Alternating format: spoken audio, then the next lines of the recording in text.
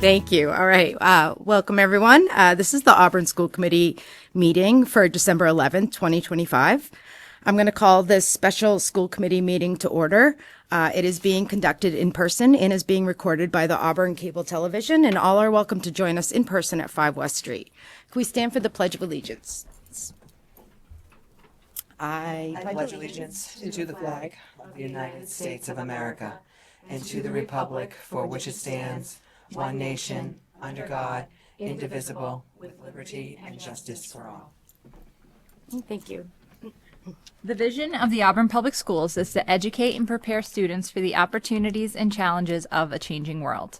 Our commitment: we will create, maintain, and support an environment that fosters a sense of belonging for all students in our schools, respecting race, color, sex, religion, national origin, sexual orientation, gender identity, homelessness, poverty, spoken language, and ability. All right, thank you, Dr. McCrillis. Tonight, we are conducting a live interview of our second out of 3 finalists for the position of the superintendent for Auburn Public Schools. Tonight's candidate is Dr. Renee McCall. And I'm just going to do a brief introduction of us so everybody knows and Renee knows. So I am Jessie Harrington. I'm the chair of the school committee. Hello, Megan McCrillis, vice chair. Stephanie Parker, school committee member. Good evening, Brooke Wren, school committee member. Samantha Rayfield, school committee member. Pepperdone, student rep. All right, thank you. And I just want to thank you. It's been a long day for you especially, but it was outstanding just spending the day with you. And I want to thank you for meeting with all of our focus groups and talking about yourself for like 10 hours straight. So we really appreciate your time, your honesty, and your candor. So this is going to be about 75 minutes, give or take some time. We will let you know when there's 30 minutes left, and then again when there's 10 minutes left. I welcome you to give the opening statement about yourself. We do have 14 questions. If you can open up with a statement about yourself and maybe give us a little bit about the values and characteristics you would bring to Auburn, that would be amazing. And then at the end, I will turn it over to you to do the closing statement. So with that, we'll start it up, and I'll turn it over to you. Thank you. I do want to thank everyone here for your thoughtful consideration and your commitment to finding the next superintendent for the Auburn Public Schools. I have had a fantastic day meeting with so many people. The highlight of my day, however, was meeting with all of the students.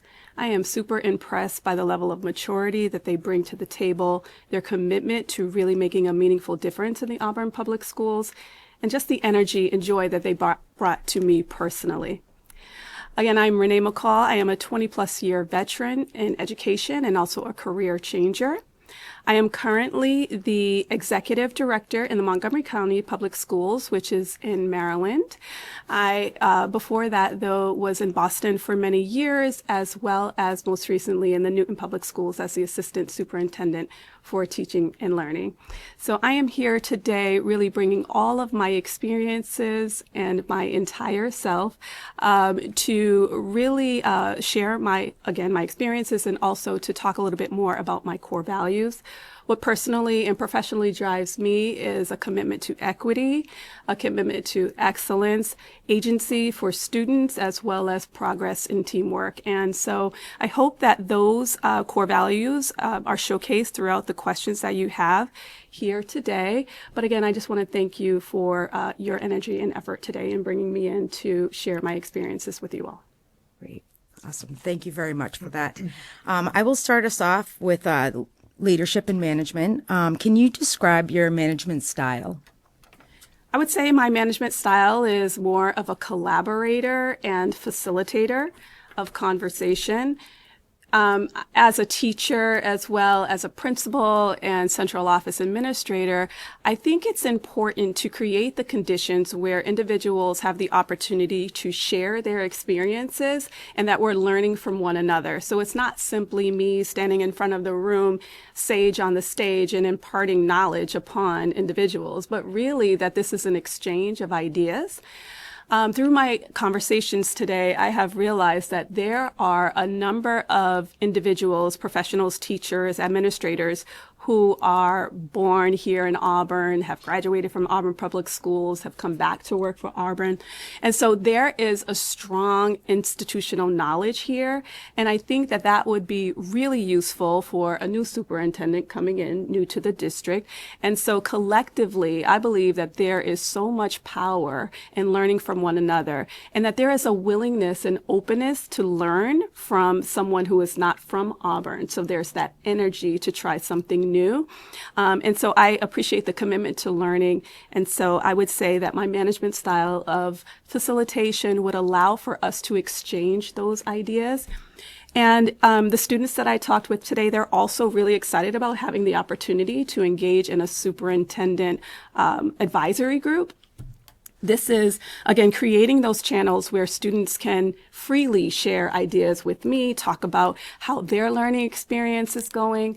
Because, again, I might have ideas, but I will not have all of the answers. But collectively with the staff and the leaders and the students, I think together we can bring about positive change. Great. Excellent. Thank you. What are the values that drive your work in public education, and how do these values, how did they form and evolve, and how do you model them? You know, there is a small text that I most recently read. It's called Lead Simply. And it's a small book that you probably can read in about 45, maybe less than 45 minutes. But the ideas and the framework is really straightforward and simple. And the ideas, the three framework elements are model, connect, involve.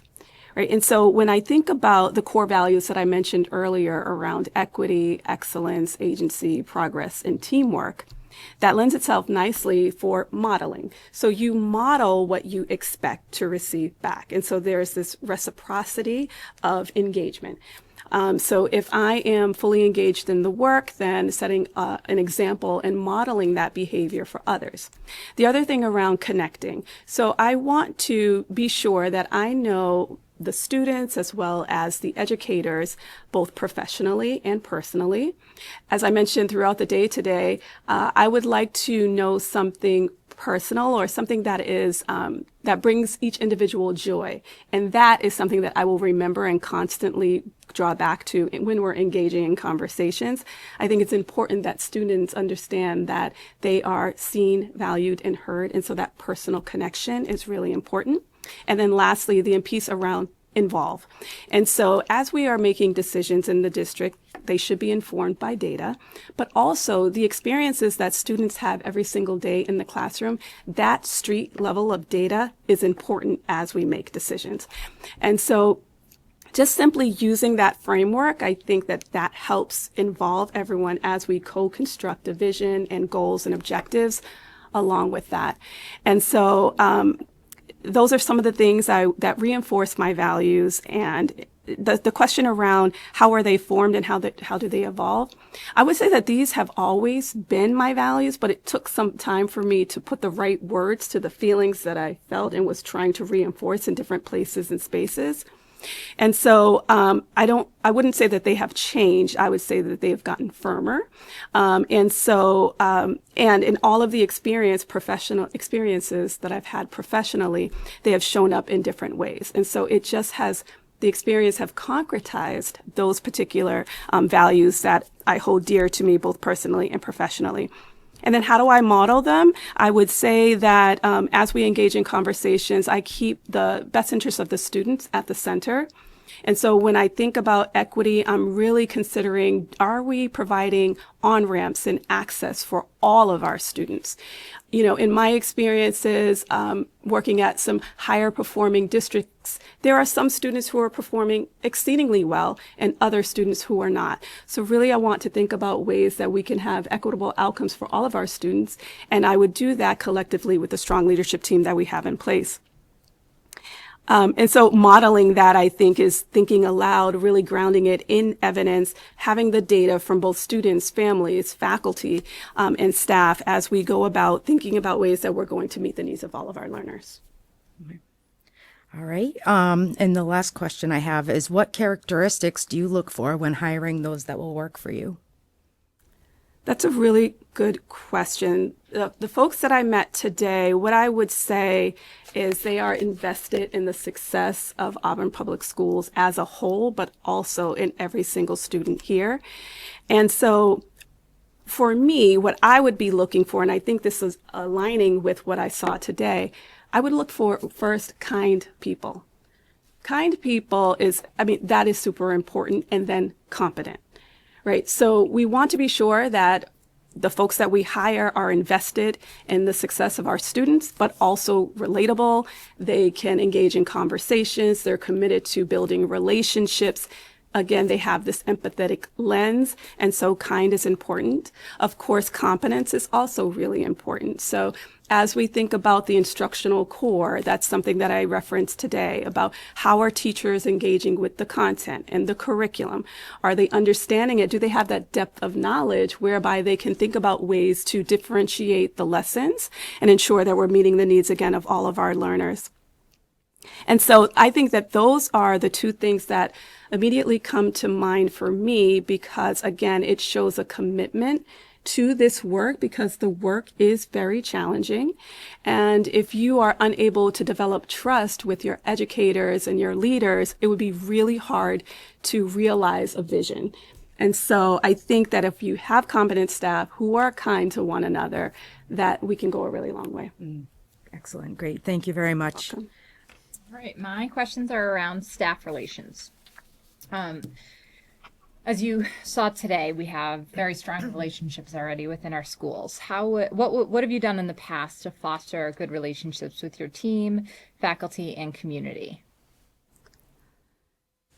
One of the things, that immediately comes to mind for me is relationships matter. And so in the district that I am in currently, we have opportunities to engage in professional development on a routine basis. But we always receive feedback from the educators saying, please make sure you factor in time at the beginning of the sessions just for us to socialize, because the district is so large that sometimes they don't see each other. And there's just a bunch of time in between the last time that they spoke. And so I do think it's important to factor in some downtime, or you are either an icebreaker person or you're not. And so we have to figure that piece out to build up the tolerance around icebreakers, because I do think they matter. It allows, again, educators and students to understand our similarities, but also to understand our differences. And so understanding who we are as human beings and just individually outside of the classroom, I think is important. So as we are planning agendas and thinking about professional learning, we want to be sure that we factor in time for educators to just connect. Great, thank you so much. You're welcome. What's your philosophy on labor relations, and how have you built collaborative, respectful relationships, in particular with union leadership in your previous roles? In responding to this question, I would say it is really important, again, to establish solid working relationships with union leadership. This is a proactive approach to identify potential issues and concerns and talk about them and try to address them and solve them well in advance before they become a true problem. And so as you are entering into the negotiation phase of things, that you would have worked it all out in a sense. Of course, some other things will come up and you can address those at the time. But if you have a solid relationship in place, if there is a common goal, and I'm certain that we could really think about centering the students' needs as we engage in conversation. So if there are differences or disagreements, bringing it back to the actual goals and objectives that we're trying to meet is important. And if we have a relationship in place, I think we would also take on an empathetic perspective taking, in the sense where you may not necessarily agree with me, but you hear where I'm coming from. And that would go both ways. And so I think that investing the time and energy into developing that relationship is critically important. And so that proactive approach, I believe, to be the philosophy here as we are thinking about labor management relations. And certainly, when you have a solid relationship that is grounded in trust, that mutual respect is there. And you certainly need that when you are up against some challenging conversations. And so you can lean on the fact that, again, we are building bridges across our differences, but we are also, again, working toward the same goal. And sometimes we might lose sight of that. So reminding ourselves of that and figuring out ways that we could be creative and respectful in solving problems goes a long way. Just a quick follow-up on that. Can you just talk about maybe a challenging contract negotiation that you've helped to lead, and what strategies did you use at the bargaining table? Okay, so my experience with contract negotiations really just have been limited to impact bargaining. Okay. And so, thinking about my work with curriculum coordinators and the impact that it had when we had some issues in terms of our budget, some of our coordinators had to go back into the classroom to teach a part of the time. And so thinking about ways that we could address some of the stress and concerns that the curriculum coordinators had as a result of that, that would have been my experience there, figuring out ways that we could alleviate some of the burden in terms of impact bargaining. But one additional thing that I would say around labor management relations is I chair a work group in my current district. And so what happens there is the way that our structure is, we have a superintendent, and then just underneath the superintendent are several chiefs for various areas, such as teaching and learning and facilities, et cetera. So we have about 4 chiefs as well as our 3 union presidents, and we meet on a biweekly basis. This is an opportunity for us, again, to get the issues out on the table, to really take that proactive approach that I talked about earlier. But through these meetings, we are developing and deepening our relationships. And so again, when we encounter those difficult, challenging times and conversations, that we can lean back on our relationships and at the same time, recenter our conversations around what's best for kids. Great. Thank you so much. You're welcome. Any other follow-up questions? No? Follow-up question? A little bit much. Sorry. Hi. Again, I'm Stephanie. How are you? I am the financial management section, which is everyone's favorite, just so you know. Great. They did that to me on purpose. So I just have a couple of questions for you, one follow-up and a spare. The first one is, how do you ensure budget decisions align with our district goals while staying within the available resources? Yeah, I think this is an excellent question. And I'll first start by saying that your budget is a value statement. And so what you value is where you are allocating your funding. And so if we are valuing a productive and strong learning environment and learning experiences for our students, we want to be sure that the resources are in support of that particular vision. When I think about the 3 elements of the strategic plan in terms of teaching and learning, mental health and well-being of students, as well as community partnerships, I would imagine that the current budget is aligned with those particular goals. Right.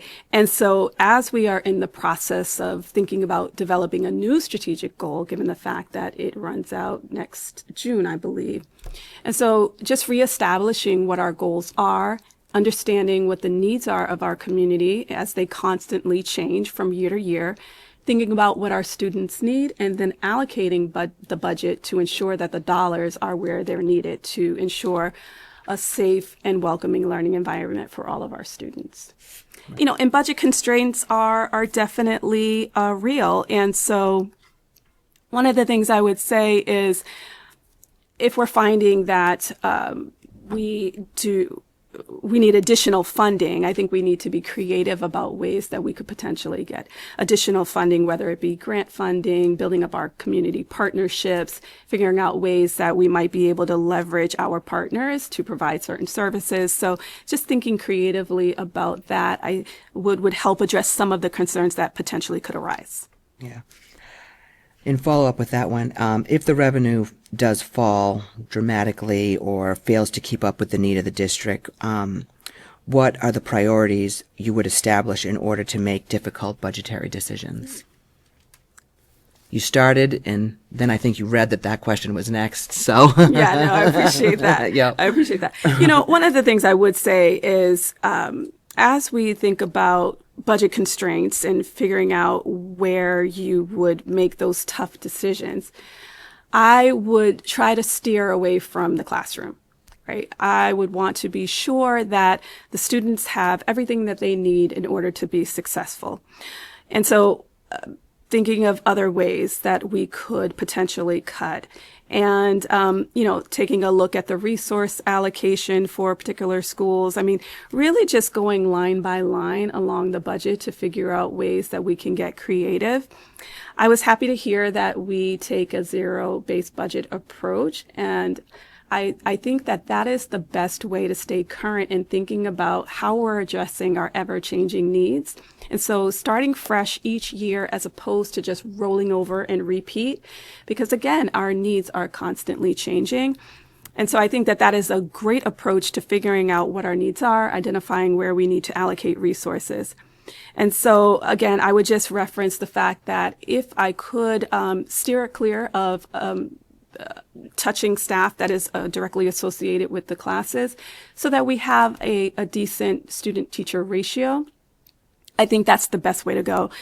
And, one of the things that I've seen, I wish I had the opportunity to actually get into classrooms today, but I didn't. But I just heard about the experiences in the classroom. And I know that we have about a 25-1, at least at the elementary level, but there is support, of course, in the classroom, which is great to hear. But again, I think that we need to really make sure that we are keeping a reasonable class size so that students, again, are feeling that their unique needs are being addressed, and the importance of feeling that they are seen for who they are, both their assets and areas of growth, and that they are heard in the decision making and how their learning experiences are going, that agency core value that I talked about earlier. And then, of course, seen, valued, and heard. And so I would say that those three things are important as we think about ways that we can get creative to make those difficult choices. I have one follow-up for you. And how would you respond to a financial audit finding a budget variance? The first thing that comes to mind for me, thinking about an audit variance or budget variance through an audit. Yeah. As we think about the budget, if we find, for instance, I'll give an example with CIP, let's just say, we realize that all 5 of our schools needs a new boiler, let's say, and we didn't appropriately factor in for that or budget for that. I talked a little bit earlier about FCI, or Facilities Conditions Index. And with that, if you sort of have this cycle, you would understand, or at least it would help you understand what costs you could potentially expect. And so if we have this variance, let's say, because we had this unexpected cost, well, you would take that into consideration. And the following year, you wouldn't budget for the amount that you spent. It just was sort of a one-off situation. But given this FCI, I think that, again, it keeps your eye on what should I expect? What can I anticipate just ahead? And so I think that an informed decision, looking at the evidence, and making sure that your decisions are grounded in data would help inform your budget to steer clear of variances. But I do think that things come up, and as a result, we just have to be nimble and flexible in the moment as we address those one-off concerns. Great. Through the chair, I do have a follow-up Yes, question, if I could. Let's see if I can read my writing. I wrote it fast. You've been working in Maryland, where the governance and budgeting structure differs from here in Mass. How will you adapt to the Massachusetts municipal budget process, especially the collaboration required with the town manager and the finance committee? Similar in all of the places that I've been. I mean, you have to present your budget. The budget has to be approved at many levels, both in Maryland. It's called the Board of Education, school committee, same difference. And then it goes on to the county council, which is similar to the select board, I would imagine. And so those levels are pretty much the same. But along the way, I think that presenting a compelling argument about why you have certain funding allocated to certain line items is important, and also grounding it in your strategic plan, making sure that that is in alignment with the needs of the students. And so I would say it is important to get out there, establish those working relationships, both with the board and the town manager and the select board members, again, so that we understand that we have a common goal to meet the needs of our learners that are vast and diverse and unique.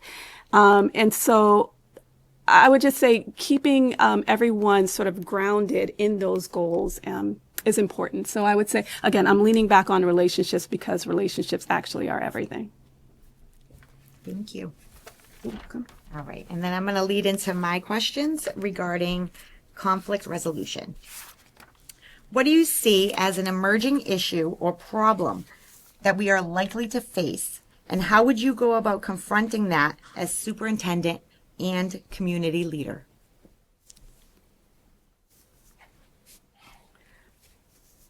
You know, emerging issue or problem sounds very serious. However, what comes to mind for me is the cell phone policy. And we talked a little bit about that today with various groups of people. But, you know, as we think about the vast mental health needs of both our staff and students, I mean, it just leads me back to the conversations that we had about cell phones.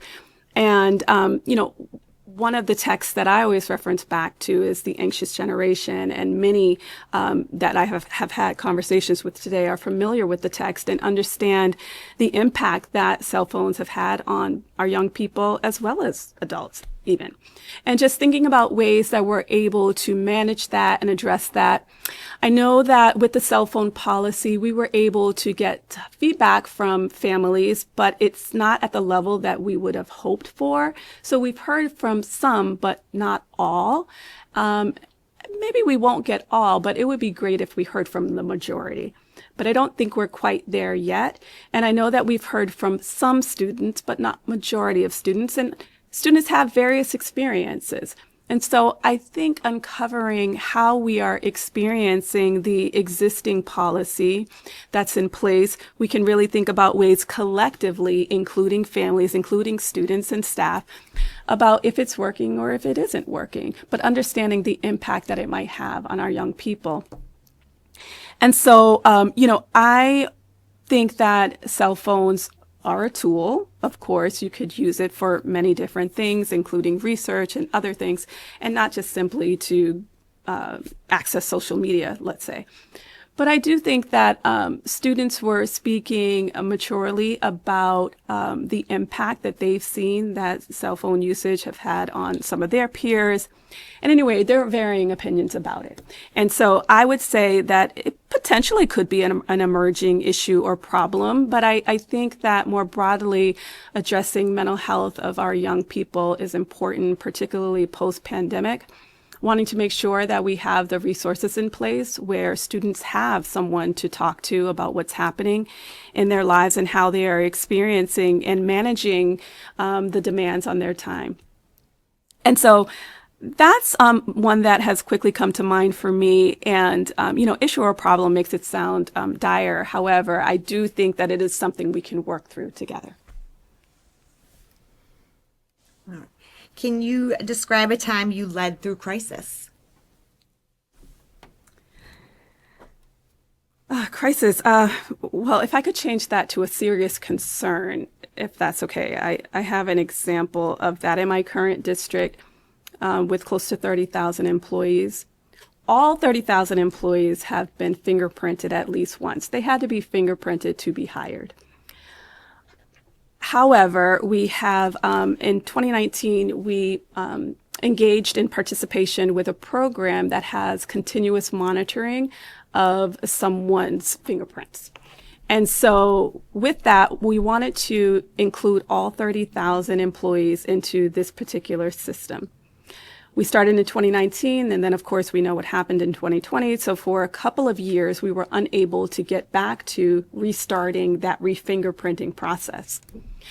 And so we are working closely with the Office of the Inspector General, who identified that several thousand of our individuals were not in this continuous monitoring system. So the concern for us was to quickly develop a process to refingerprint these thousands of employees and do it within a 2 to 3 month period. And so that was a challenge. I would say it was a very big concern, not a crisis, but certainly a serious concern. We wanted to address and alleviate the fear that some families had. They had a concern that their students weren't safe. But we wanted to reassure folks that at least once all of our employees had been fingerprinted, but it was just refingerprinting to get them into this continuous monitoring system. And so we had to address some of those fears and then figure out logistically how we were going to be able to make this happen. And so I led that effort along with some really talented folks who are super into logistical planning and figuring out how you get materials and machines to different schools. And we have 211 schools. It was quite an undertaking. And we were able to get through, or actually by this Friday, we'll be completely done with all 211 of our schools, whereby all of the individuals at those schools will have been refingerprinted. So I would say that that is a serious concern that I led the effort through, and, collaborating with individuals in the school who are able to ensure that teachers were getting into the place where we can get them quickly refingerprinted and back to class. And again, I think continuous communication with the Board of Education or the school committee so that they understand the progress we were making on a weekly basis was really important. So the sense of transparency and the rebuilding of trust was there. We also put this in staff bulletins and notified families that we were doing this and when we were going to be at particular schools. And so I think making sure that there's a clear communication plan for folks is important to address any misunderstandings. And so that's an example I would give for that. Okay. I lost where I was. How do you approach decision making and communication in moments of pressure or public scrutiny? How would you handle the media and social media?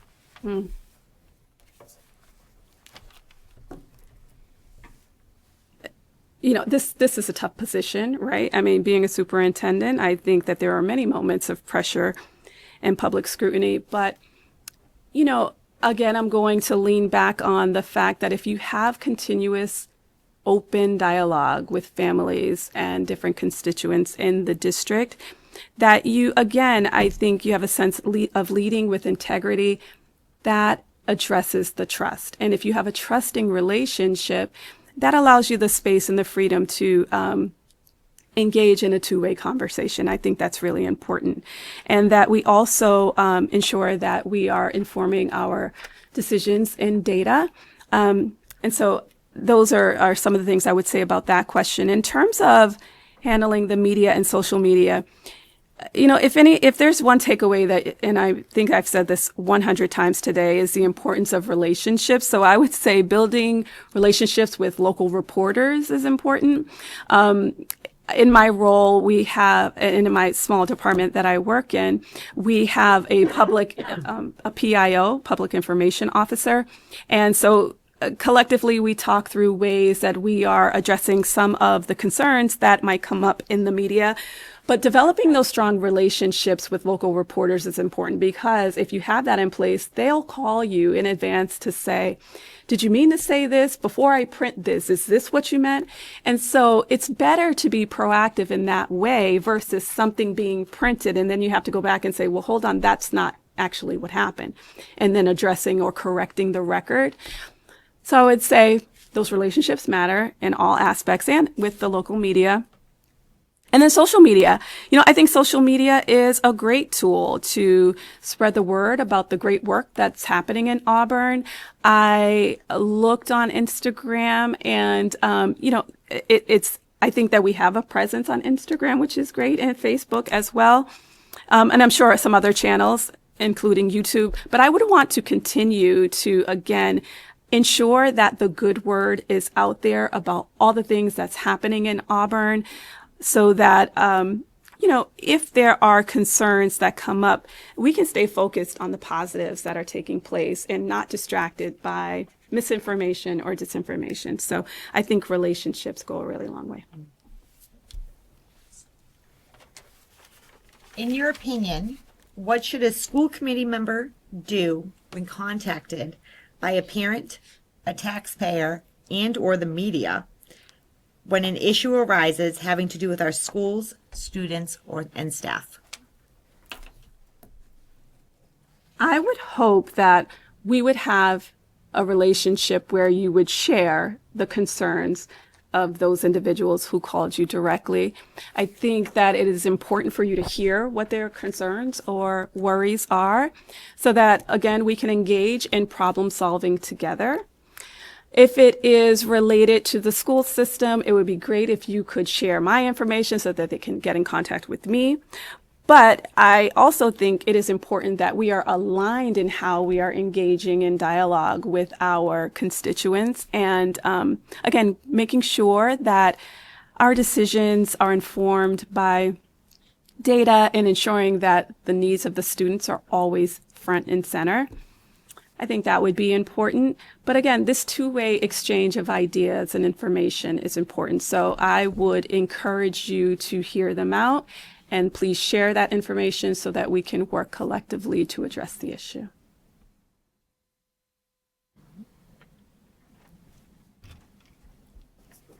One last question, and then I'll hand it off to Sam.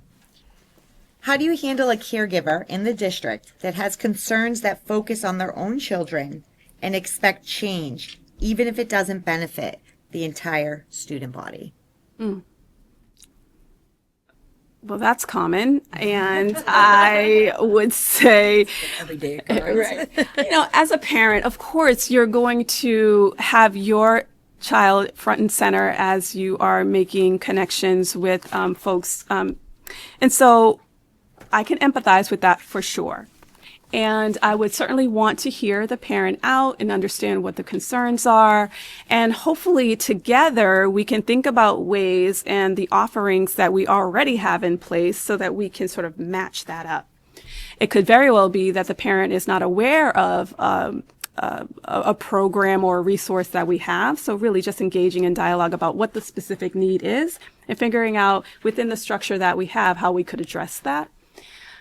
And then the piece around, well, if it doesn't benefit everybody, I mean, that's an interesting aspect of the question. But again, I can empathize with a parent who's leading with the needs of their specific children. I think that we, and me personally as a superintendent, would want to be sure that I'm addressing the individual needs of every single family and student, but also thinking more broadly about the needs of all students in Auburn Public Schools. So there is this sort of give and take and understanding that it's not just one but all, but your one concerns are also very important to me. Thank you so much. You're welcome. Thank you. So my question is on vision and strategic planning. So as you said, we're on the cusp of starting to construct our new 5-year strategic plan. Please tell us about a time that you led a multi-year strategic initiative in a district. What was your role in doing that, and what obstacles did you encounter, and what measurable results were achieved by the end of that plan period? An example that comes to mind for me is in a previous district where I was working to help adopt a new elementary literacy curriculum. And so in the district, in multi-year, this actually took place over maybe 2 years. And so in the district, there were many of the lessons were homegrown. They were written by teachers, many different teachers and instructional specialists. And so there may not necessarily have been coherence across those lessons.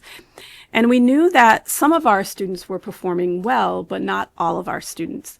And so when we keep equity in mind, we want to ensure that we have access and on-ramps for all students. And what we realized is that we needed to invest in a curriculum.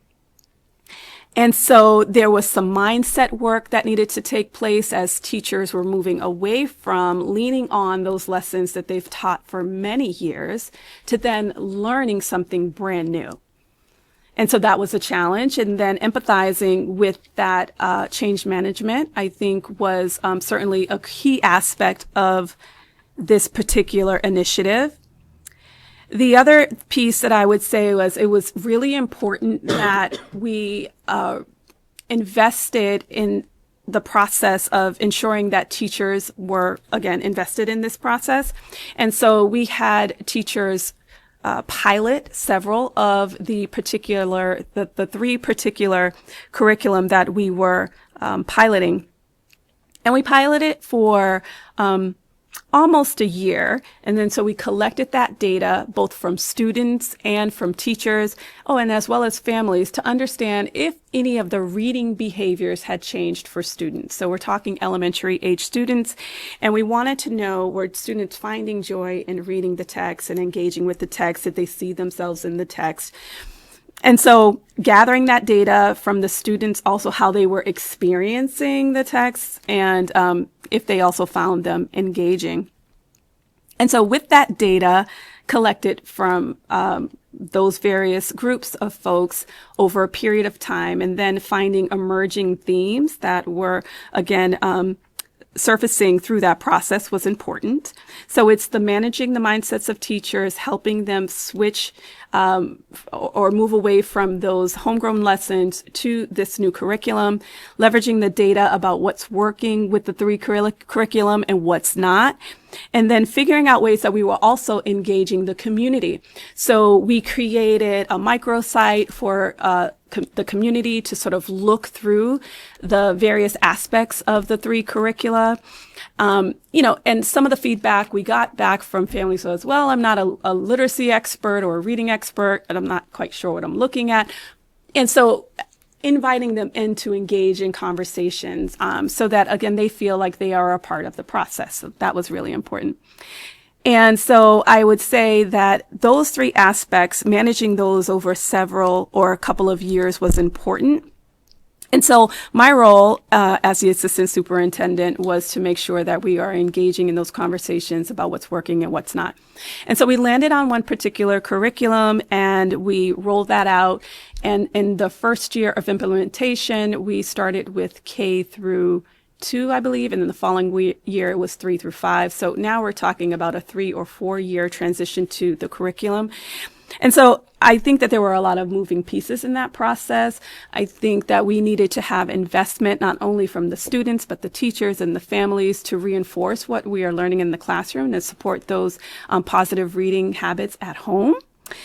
And so let's see, obstacles. I would say that change is hard in general. And so helping teachers and leaders through that change process was really important.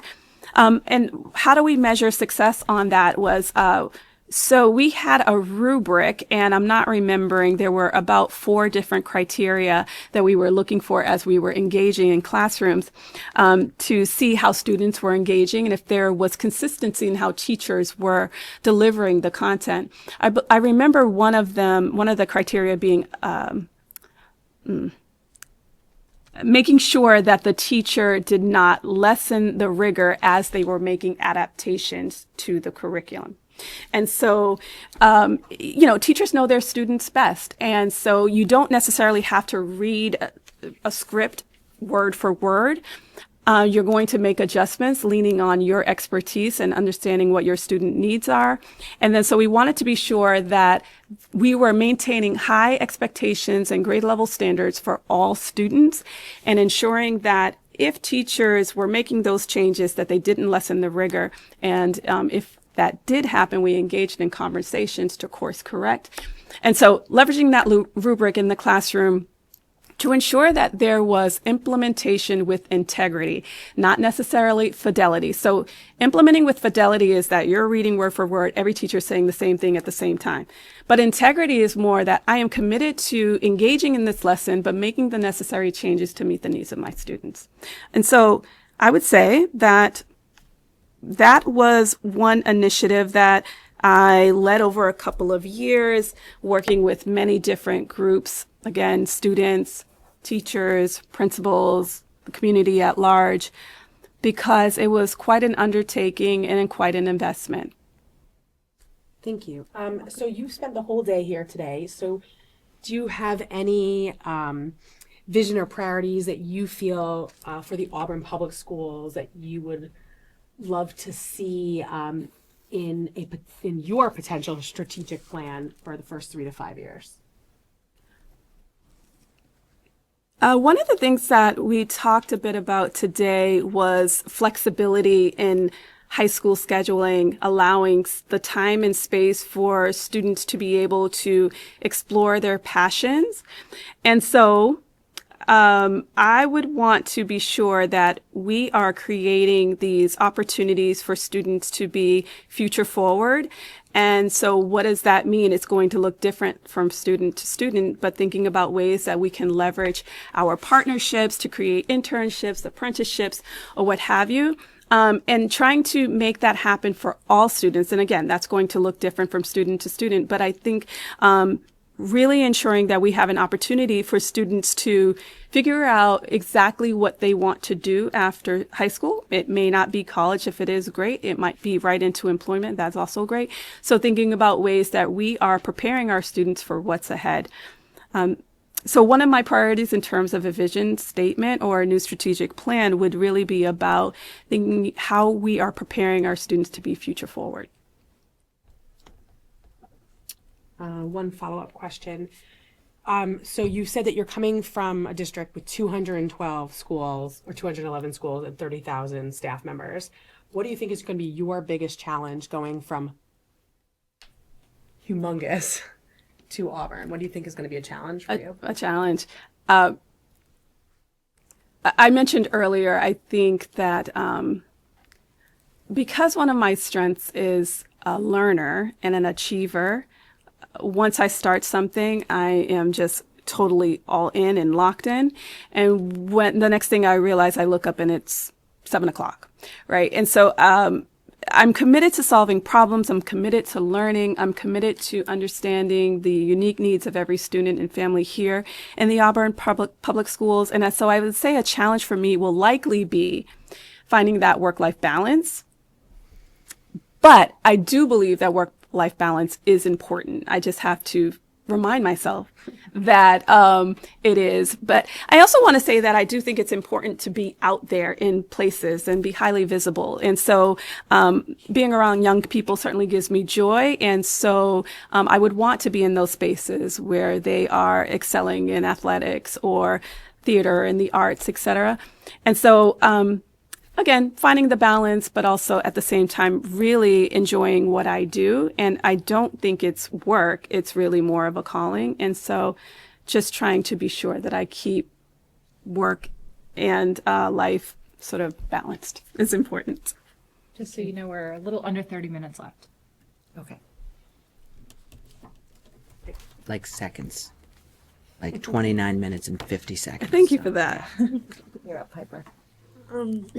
First of all, I just want to say thank you for dedicating your time to meet with us. I know that it's been a really busy day for you, but we all appreciate your hard work. Thank you. I just love it. So I have two questions. One of my questions is, can you elaborate on some of the things you've done to get students excited about learning? I talked a lot about agency today, and I think if students have the opportunity to have a say in what and how they're learning, that is exciting. I think it's important to not talk at students, but to talk to and with students. And so engaging in dialogue to figure out what they're interested in and making sure that we're making connections to their lives and making our lessons relevant as well as rigorous really goes a long way with students. So I think that would bring a level of excitement to help guide their own learning. And, you know, the other thing I would say is I talked a little bit about the superintendent student advisory group. I think that would be an opportunity for students to engage in problem solving. And so as we work collectively to figure out, again, thinking about your learning experience and the learning environment that you're in, figuring out ways that we could be able to address some of your concerns as a group that would benefit you personally, but also all of the students that come behind you. So I would say that those would be two exciting opportunities to have a say in what and how you're learning, as well as an opportunity to grapple with problems, real problems that the district is facing, and that you can have a say in that process. And the development of voice is powerful. And so I am super excited to see you on the school committee. And I think your voice really matters. And so as we think about other opportunities for more students to engage in sort of shaping the experiences they have in Auburn, that would be exciting for you and for me as well. Thank you. And my second question is, how have you developed or enhanced a student experience that would normally make a child hesitant, worried, or afraid? For example, a student moving from Bumar, Swiss to the middle school, and middle school to high school. One of the things I would say is the transition between the elementary to the upper school levels.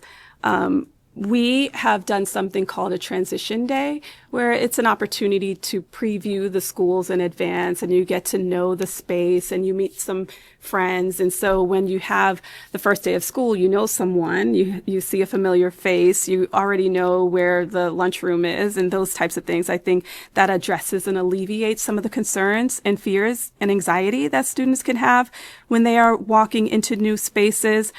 I think an ambassador program is also really cool.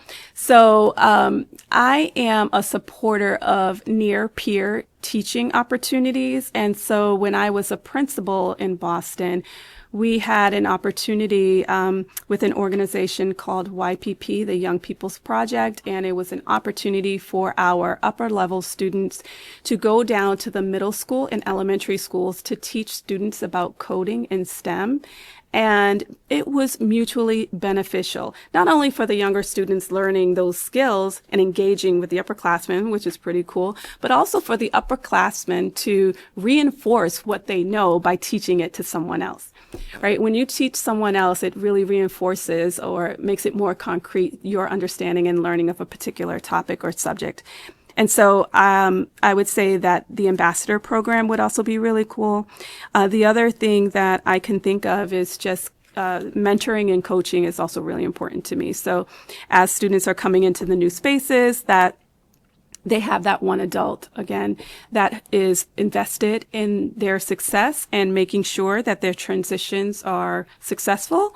So I would say that those are three of the things that could help address a student who might be experiencing some anxiety or fear as they are entering into something new.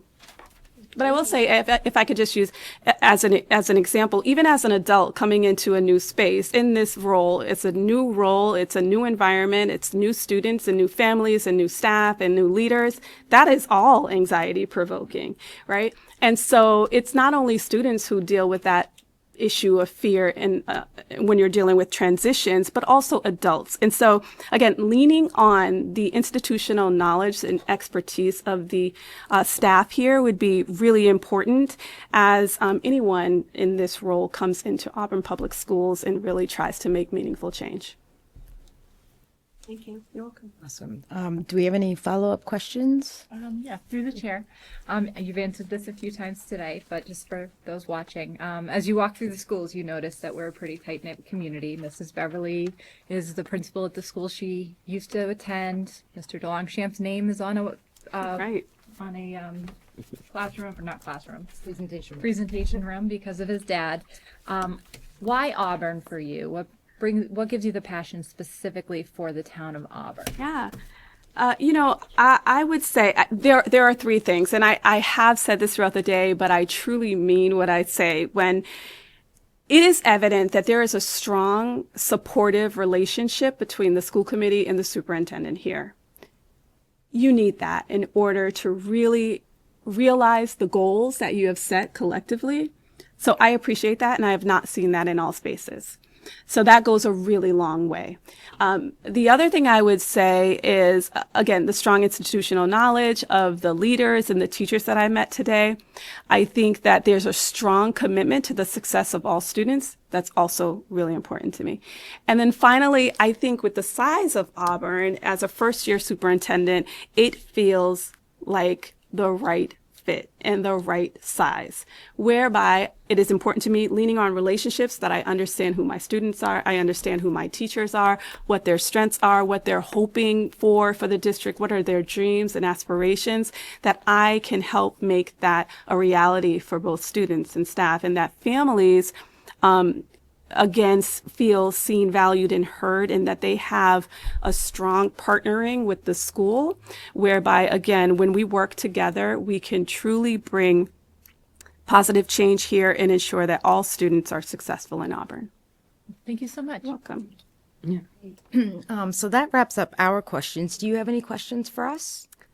Oh, I didn't realize I would have an opportunity for questions. It was rhetorical. My 29 seconds. Yeah. Make them quick. No. Right.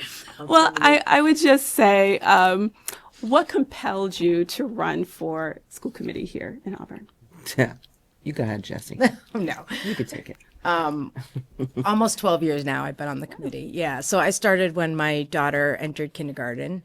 I started actually doing PTO, our parent teacher organization. And I was the president of that. Strangely enough, it felt like a normal step to go on to here, to school committee.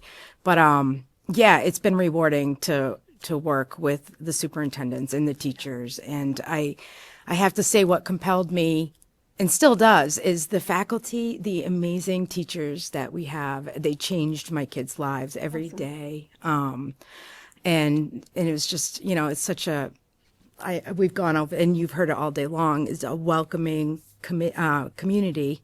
And so I think that is my drive. So, but. Through the chair, my dad was on school committee in the 80s, and he was the one who shut down the school and changed the whole thing and made me have to drive all the way across the town to bring my kids to elementary school. But I am an Auburn resident. My dad was an Auburn resident. My grandfather was an Auburn resident. I bleed blue. I love the town. I lived in a neighboring district for about 2 years. And when I got pregnant with my daughter, there was nowhere else I wanted to raise them. I think I was telling you earlier, either my children had the same teachers as me, or there's someone familiar that I graduated with or I went to school with. And so that was a major reason for me. I also could never do PTO because I'm not very crafty, I'm not very organized, and I'm the type B one on the committee. So wouldn't have worked for me. But I can't think of a better place to raise my children and put them through a school. The teachers are phenomenal. My daughter's COVID teacher still takes them out to try to bridge that gap, and she's in 8th grade. I too started when my daughter was in kindergarten. So I think my job is to be here for the entire district. I spent COVID swabbing kids for, the test and stay, I think 92 3rd to 5th graders every morning to help them out. Just because I love Auburn, I love the teachers, I love the kids. Yeah. I too started when my son started here in kindergarten, but he's only in 2nd grade. You're our newbie. Yeah, I'm the newest member to the school committee. I don't know, it started with, hey, you live in Auburn. Like, let's talk about this for a second. And as everyone was telling me about it, I just kind of went, okay, all right, I'm in. All right, let's see what this is about. And me not being a teacher is another piece. Like, teachers call me, your son this, or, the principal calls me, whatever. And I kind of try to understand what they're saying. I'm like, I don't understand. And then I come here and I go, I don't understand. And they go, see? And I go, oh, this is great. Oh, this is for me. Now I can understand more and be an active participant in our community and just see all the kids. I mean, this is like no other district. We had to go to a conference and I was like, I guess we are blessed here, and I will take it, and I will be here for the next 12. Before I lived in Auburn, I worked long, long ago at the Mary D. Stone School, which is no longer open now. And my mother-in-law was a principal at Mary D. Stone School. And then I moved to Auburn, started a family, started my career more. And I never thought I would join school committee. I never even entered my mind any of the town politics, anything like that. But as I got older, the more invested in the community I became. And the community became very important to me. The town became important to me. The residents became important to me. And it just progressed from there and made me want to be more involved in that aspect. So during COVID, when all of our children were suffering at home with us, my neighbor was on school committee, Megan, and we would talk, and I saw the challenges she was facing, and a lot of times we would talk and she would ask me questions from the teacher perspective, and because I've been an educator 20 years. And one of the things that I came home one day and I said to my husband, I was like, maybe I should run for school committee, because Megan and I have been talking and I see the challenges that they're facing, and it's hard when you don't have an educator's voice sometimes to like balance. Right. So I decided to run. This is my second term. I think Freya was in third grade when I started, and moved to town about 10 years ago. And my family have always been volunteers, and I just thought it was a great way to get involved in the town and just use my expertise from the teacher perspective in a different way. And it has been so rewarding. I see what my children are going through in the schools, and I'm like, they are having an unbelievable experience, and they have some fantastic teachers and fantastic admins, and I feel so welcomed when I come into the school. And not as someone who wasn't born and raised even in Massachusetts, I find that like just the environment is so welcoming, and it has made me really want to continue. And so I see my kids flourishing, and I see them doing well and happy. And to me, like that matters more than anything, that when they go into school every day, they want to be there. And on the way home from school today, my daughter was telling me about this teacher and laughing and how she nicknames the teachers. And I'm like, this means my daughter's in a good place and she's happy. And so I want from the top down, everyone to share that happiness amongst and everyone, like, I don't have to reiterate what everyone said. We have great staff, we have great admin, we have great everything. And I wouldn't want to be anywhere else. So like, eventually I think I will bleed blue, but not quite a lifer yet. Takes some generations. Yeah, to it get takes there. a couple of years, but I mean, just, feeling welcomed in the town. And I think that just knowing that when my children go to school, they're getting the best education they can get means more to me than anything. Great. What if you want to join? Follow that one, no. She's better than all of us. I mean, obviously, she's the favorite. I don't know, like, I'm gonna be brutally honest. I did not even consider wanting to join school committee until, like, I'm not even kidding, like, March. But I have always, like, been kind of, like, interested in law and, like, how, like, decisions are made. I also love watching Criminal Minds. Yeah. That's us. Yeah, I love watching like detective shows, like finding out like how like everything works. And since I was on the cell phone committee when we would meet here, and like we would discuss things, and like we would like get to like do like all these like charts and stuff, and like this is like the stuff that like I never get to see. Yeah. I was just like, oh my god, like this is like really cool. Like I get to see like the behind the scenes of what's happening. Right. So I figured that that the school committee would be like a cool opportunity for me to get to know like how big decisions are made and everything. And so far it's been great. You know, I'm learning a lot of fancy words. Yeah. That I could probably impress my parents with. But yeah, it's been great. Like I said, I'm gonna be honest, I didn't really know school committee was a thing until I was in middle school. But the opportunity to be here has been great. That's awesome. And I've worked, and I know I haven't worked with you guys for that long, but you all are very nice people. I love working with you guys. For you, Piper. That was my only question. Okay, all right. Well, thank you so much for your time and your wisdom, and you're really just a fantastic person, fantastic candidate. So, with that being the end, I think I will. Oh, did you? Yeah, I'm sorry. Do you want to do a closing statement? I just want to say thank you, and thank you for, again, developing such a robust schedule today where I was able to meet so many different people and hear common themes across the board, just about the pride and the investment in the community. And so, again, just thank you for the opportunity, and it's been a real joy to be here today. And we even fed you and gave you bathroom breaks. That's right. Which is That's amazing. right. Yes. Baby steps every day. Yeah. Although, but if she's a former teacher, you can handle anything. Yeah, it's fair. No food, no bathroom breaks. We're good. We got you. Thank you. All right. Well, with that closing, I will seek a motion to adjourn. I'll make a motion to adjourn. I'll second. Okay, all those in favor? Aye. It is a vote. Good night, everyone. Thank you for Night. watching. Thank you.